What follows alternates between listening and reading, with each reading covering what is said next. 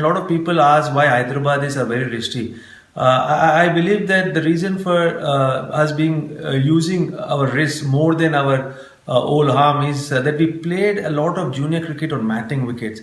So matting wickets, by default, the bounce of the delivery is very steep from good length area. So you cannot play with the full elbow or your left arm fully, because on a turf wicket where the bounce is very even and not so much, especially on Indian wickets, you can play with your full left arm. Whereas just to counter that steep bounce, we had to use our wrist.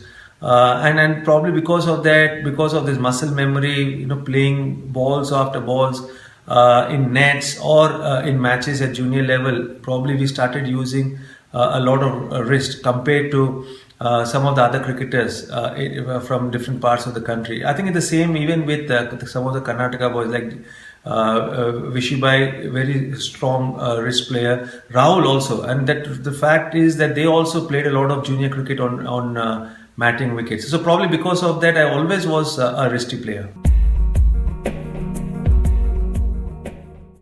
I always loved playing fast bowlers.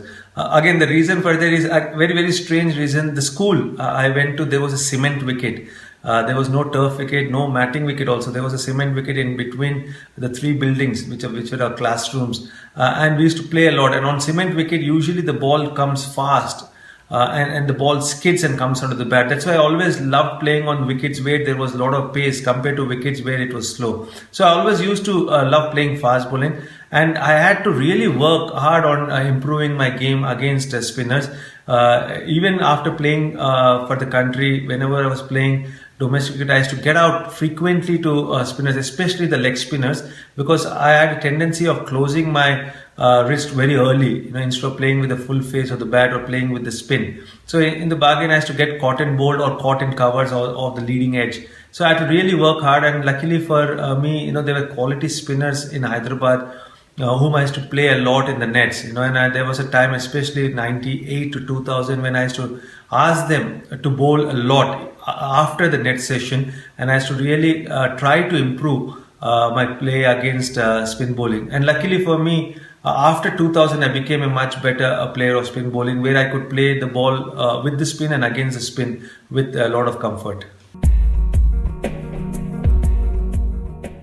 I think again it came because of a lot of practice and a lot of hard work in the practice sessions. And I used to make sure that I used to play on gravel, because when you're playing on gravel, especially when you're playing top class spinners, you don't know where the ball is going to turn. So you had to really come close to the ball, pitch of the ball, and cover the spin before you could play your shots. And while I was practicing in that manner, I realized that once I was covering the spin and I was near the close to the pitch of the ball, I could play on both sides of the wicket, with the spin through covers or against the spin through mid wicket, because I was in total control of my wrist. Of my wrist work, so that's why I was able to do that. And the reason for that is you have to come close to the pitch of the ball and cover the spin, because if you're away from the pitch of the ball, then you are not covering the spin and you allow the ball to turn, and you will never be able to control the shot.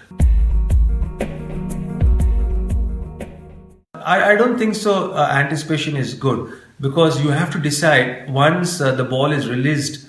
And for me, watching the wrist closely of the bowler is very important. I don't anticipate before the bowler gives me signals through his wrist position. And for some bowlers, like especially Muralidharan, I found it very tough to judge from just his wrist position. And I used to really watch closely the ball after it pitches. Because there was another theory where you watch the seam of the ball, but it was very difficult for me. Probably subconsciously I was able to do that, but never able to really consciously identify which direction the ball was going, watching the seam position. So I think for me, watching the wrist closely was the first signal of the kind of shot I was going to play.